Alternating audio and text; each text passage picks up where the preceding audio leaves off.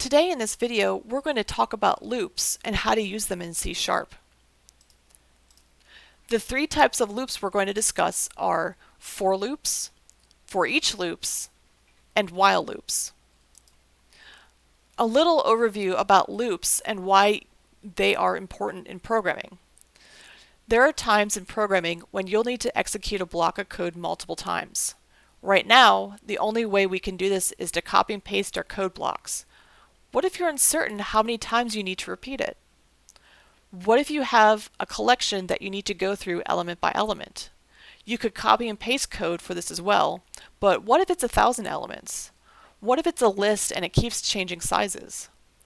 Loops will allow us to execute a block of code a set number of times, iterate over a collection, and execute a block of code repeatedly until a condition is met. The first type of loop we're going to discuss is a for loop. When you need to execute a block of code a certain number of times, you want to use a for loop. In fact, for loops are the most common type of looping you're going to run into, so it's important to make sure you understand how to use them, especially in coding for games.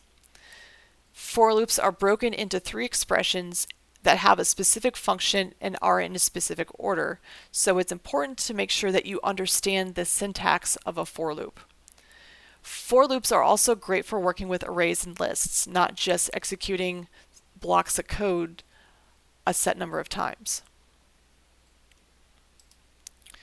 So the syntax of a for loop. The first thing you need to write when you're doing a for loop is the word for, followed by a set of parentheses.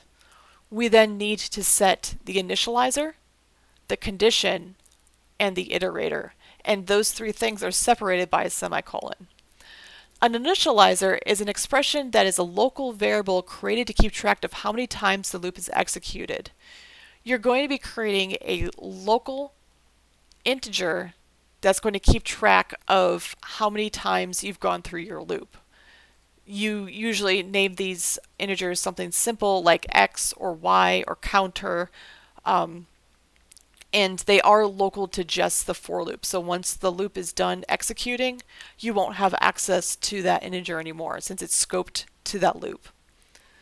The condition is the expression that is checked at the start of each loop, and if the condition is true, it will run through the code in the loop, and if it's false, the for loop will cease to exist and the code keeps going on after the loop.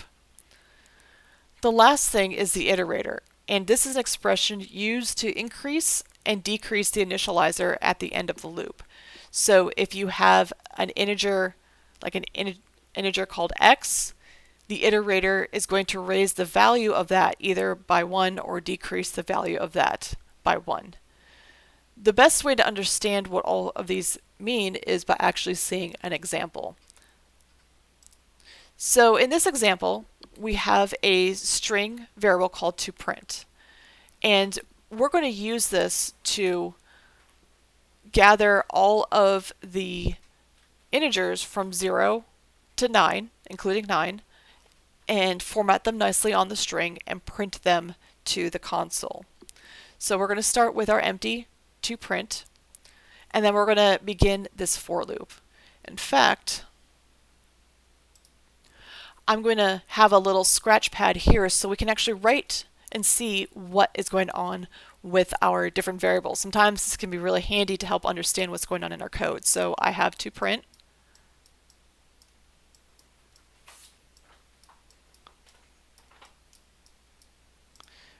and it's currently empty. There's nothing in there.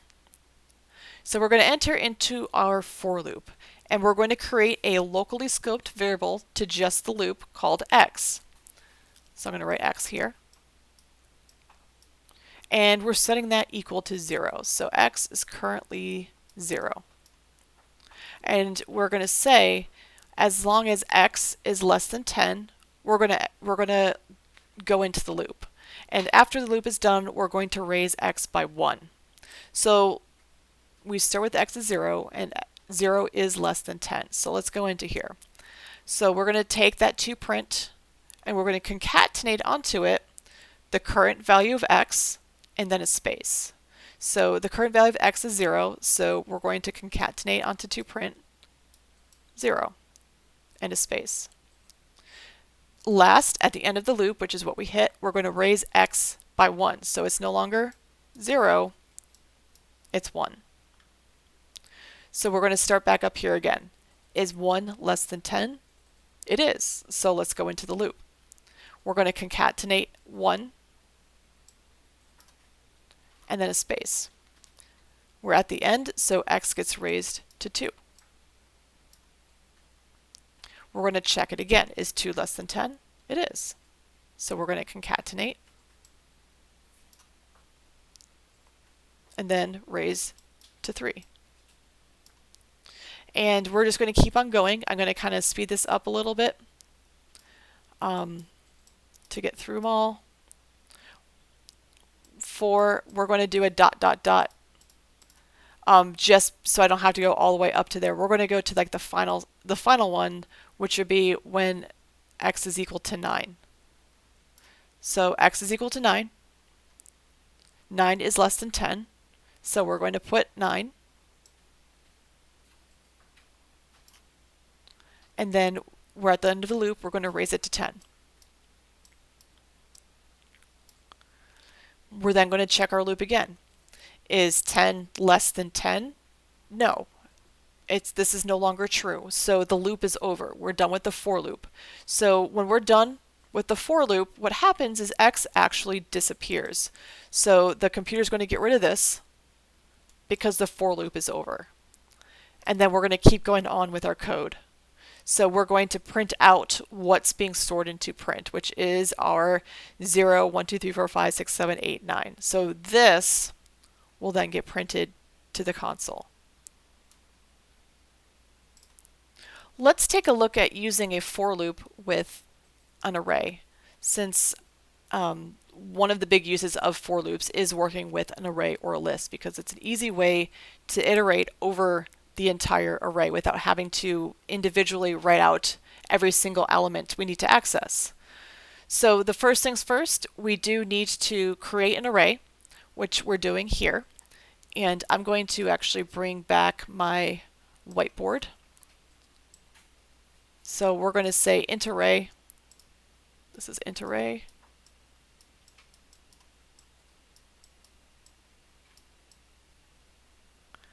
And it has 10 spots. So let me see if I can get 10 slots into here. This is our pretend array. So let's see, 1, 2, 3, 4, 5, 6, 7, 8. 1, 2, 3, 4, 5, 6, 7, 8, 9, 10. Okay, that's good.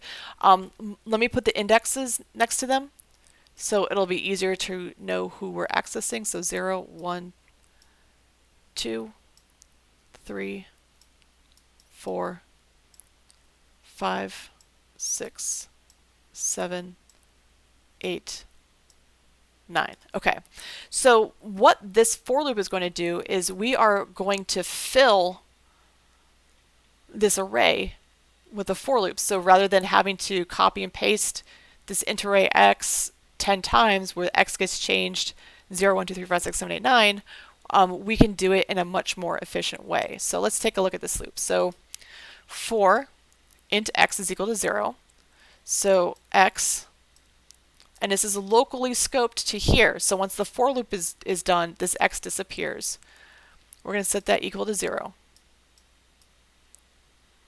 While x is less than int_array.length, which int_array.length is equal to 10. So while, and we can even make a little note of for us, while x is less than 10, we're going to execute this code and then raise it by 1 at the end. Okay, so let's see what happens. So we're going to go into int array. I'm sorry, let's start right at 0. 0 is less than 10, so we can go into here. So int array at element 0, right here, is equal to random.range 0 to 10. So let's give it a random number of like 3. We're at the end of the loop. x gets raised by 1. 1 is less than 10. So we're going to come into here, int array 1, so index 1 is equal to random.range. So we can now put another random number in index 1. We're at the end. Raise this to 2. This is still true, so int array at index 2 will give it a random number. This gets raised to 3. 3 is still less than 10. We are now at int array index 3. We'll give it a random number. This gets raised to 4. Random number. This gets raised to 5. Index 5 gets a random number. 6. Index 6. 7. 8. And then let's do the last one of 9. So x has been raised to 9. 9 is still less than 10. So we'll give it a random number. We'll do a 3. End of the loop. This gets raised to 10.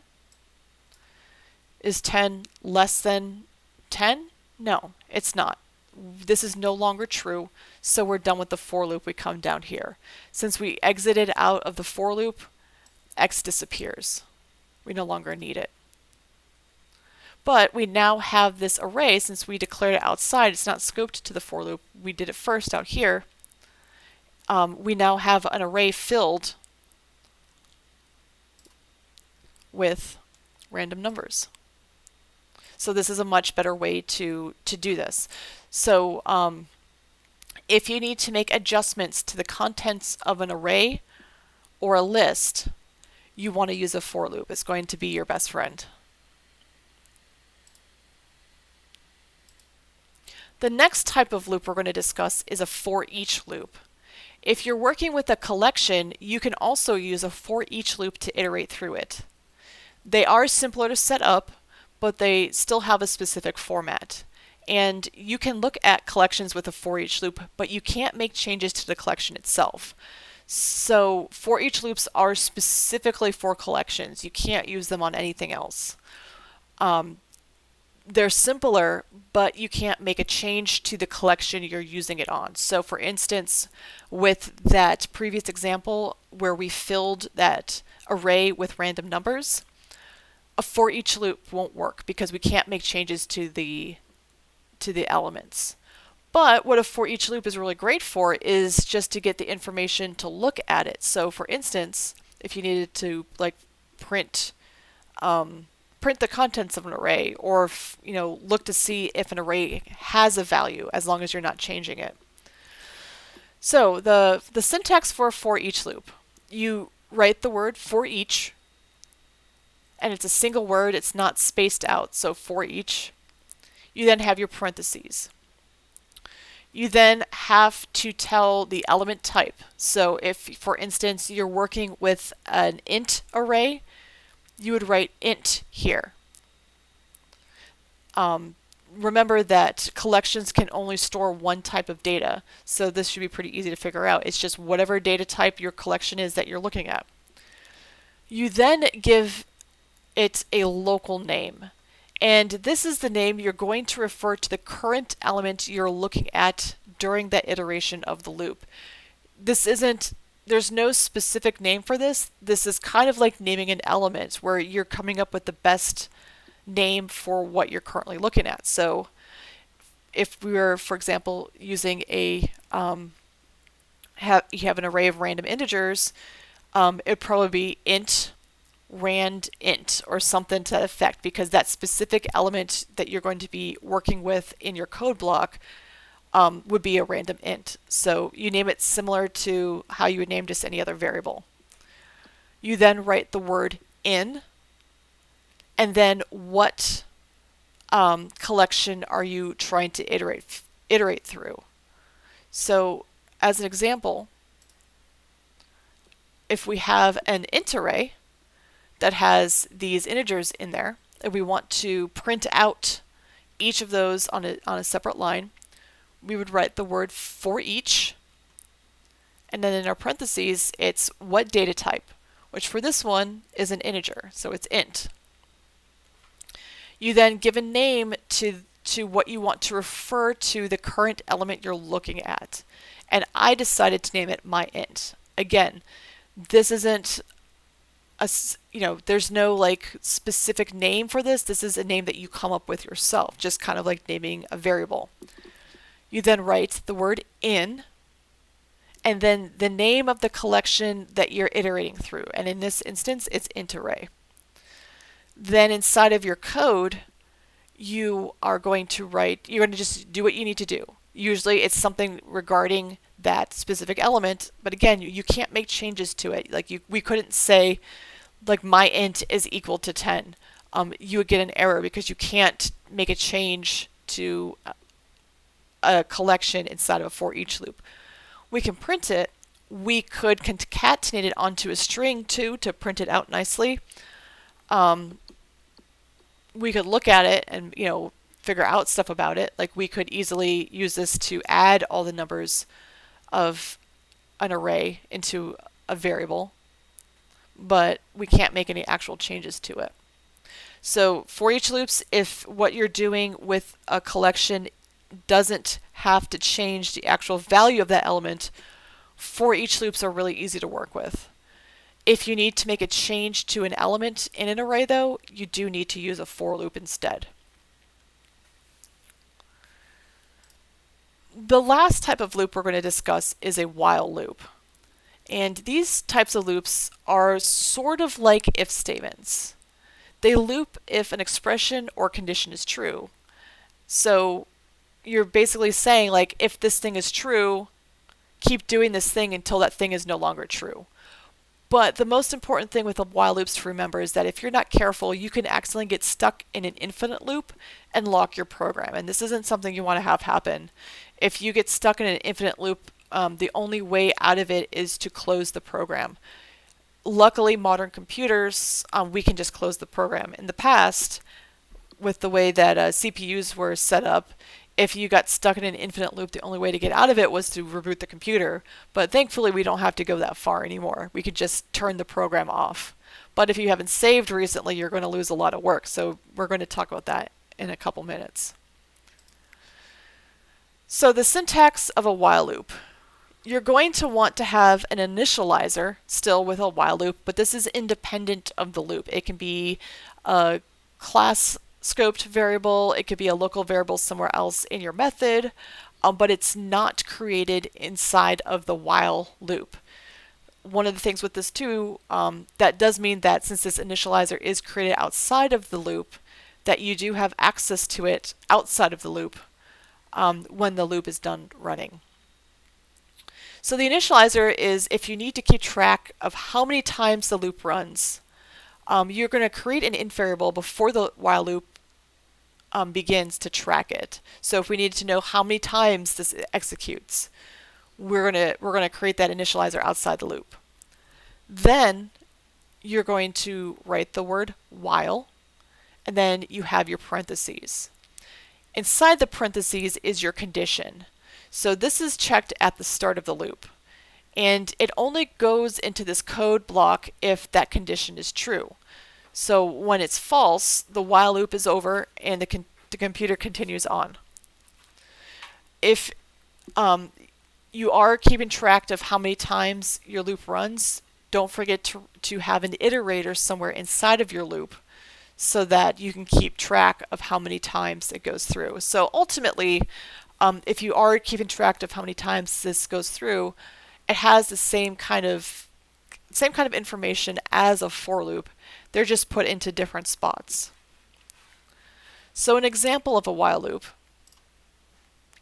What if, similar to that for loop, we needed to print the first 0 to 9 to the console? So this is the same structure as before. So we have our string that we're going to concatenate on. And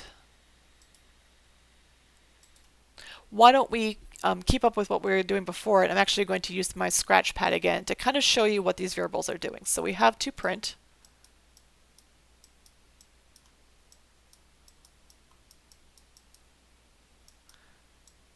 and we're setting it equal to nothing. We then have a counter. Actually, you know what? Let me put counter down here. It'll probably fit better.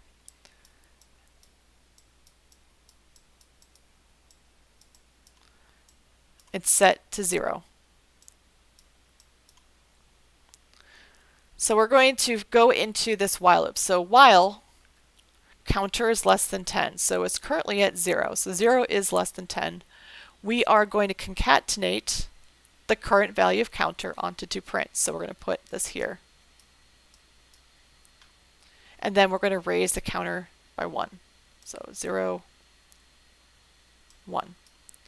1 is still less than 10, so we're going to put 1 onto here. This gets raised to 2 from here. Let's go back. This is still true, so we're going to go to 2. Then this gets raised. I'm going to kind of speed this up. We'll do 3, ... We'll pretend I go all the way. I'm going to do 9. I'll jump all the way to 9. We'll pretend we get that far. All right, so we raised it to 9. So I guess 8 got printed. It gets raised to 9. 9 is still less than 10. So we're going to add 9. We're going to raise this to 10. Is 10 less than 10? No. So while loop is done. We then go down here, and then we would print out 0, 1, 2, 3, 4, 5, 6, 7, 8, 9. The big difference, though, between these two is that counter doesn't disappear. Since counter was created outside of the loop, it's not local to this. It's outside. So we still have access to counter outside of here if we did need to do something with it later on.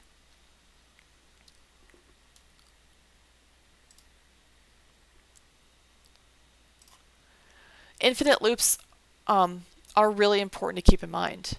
If you create a loop where it will never become the right condition to stop, it is called an infinite loop. This happens in for loops if the initializer, condition, and or iterator is set up incorrectly. So for instance, in a for loop, if you start, let's say your initializer is like an x is equal to 0, but your condition is while x is less than 10, but you don't do the iterator correctly and you do x minus minus rather than x plus plus. So x is going to keep getting smaller from 0 and it's never going to hit 10. So you're going to get stuck inside of that for loop. As long as you're setting it up correctly, that shouldn't really happen. It's much more likely that you're going to end up with an infinite loop with a while loop, because while loops are easier to accidentally create infinite loops. Make sure your condition statement will eventually change to false at some point inside of your code block. So in the previous example, if we go back and take a look, if we had forgotten this line of code, we would have an infinite loop because counter would just be stuck at 0. It would never get bigger. So for loops by their nature, where you have your iterator, your condition, and your initialized variable right in the statement, it's a lot harder to make that happen. It's a lot easier just to forget a single line of code where you're making sure that something changes. So the big thing is that the Unity editor will freeze and require a restart if you run code that gets stuck in an infinite loop. You should start getting into the habit of saving your code as well as the Unity editor before you execute any lines of code that do have loops in them, just in case you do need to restart the program. I did want to take a quick look at some of this code written out in Visual Studio just for reference, so that if you are trying to type out some of the code in this lecture, you can make sure that it is behaving correctly. There will be a companion video with this one where we do a lot of demos with looping. So if you do need some hands-on practice, make sure that you watch and follow along with that video as well. But just to get you started, it would be a good idea to try to code out these really basic examples that do the same thing. So this is an example of a for loop. And the one thing I would like to note is that if you are typing it incorrectly, the for should be blue. Same thing with inside of the parentheses, that the int should be blue as well. There is no semicolon on the end of the for loop because this isn't an actual line of code, you're just setting up the looping. Think of a for loop more like a folder, not an actual like if you're thinking of like a file system, you have a folder with a bunch of paper in it and each piece of paper is a line of code. The for loop is more like a folder, not a piece of paper in it that's like a line of code. So it's not really doing anything. It's just kind of helping more of the structure of your code instead. So we don't put a semicolon on the end of that. The semicolon is only on code that does things. So no semicolon there. It does have the curly braces. Note how they are indented. So this set of curly braces belongs to this for loop, and you can just see it down straight in a line with the dashes between them, so you know who belongs to who. The code inside of your loops then is also indented in. So this is going to, if we were to run it, start with 1, print 1, raise, print 2, keep 2, 3, 4, 5, 6, 7, 8, 9, and actually do 10. Because notice this is less than or equal to 10. So when x does get to 10, it's still going to go through one last time. It's going to get raised to 11 and then stop. This while loop is going to give the same exact results of that for loop. But since we don't have the ability to make a locally scoped counter variable inside of our loop like we can with that for loop and that x, we have to create an integer counter outside first. So this exists outside of the while loop. Then we write the word while. Notice it is in blue, and if it's not in blue, then something is either typed in incorrectly or your Visual Studio isn't set up right. Then inside of our parentheses, we have our condition, while that counter variable is less than or equal to 10. So the same thing up here when x is less than or equal to 10. We're going to print out the current contents of counter, and then we're going to raise it by 1. And we're going to cycle through, and it's going to give us the same exact results. This counter plus plus is super important because if we forgot to add it in, we would get stuck in an infinite loop because counter would never get larger than 1. It would just stick at the 1. So it's really important to pay attention to what you're doing with while loops. Most likely when you're doing game coding, especially at the level we're at, you're most likely going to see for loops. You're rarely going to run into a while loop. They do have their uses, but as far as like the Unity stuff goes, you're most likely going to be dealing with for loops, so make sure that you do get comfortable using them. While loops do have their place, so make sure you can use them as well, but if you have a choice, most likely you're going to want to stick to a for loop. So hopefully you found this useful, and I do recommend that if you have the time, just go right on ahead and start working through the demo video as well.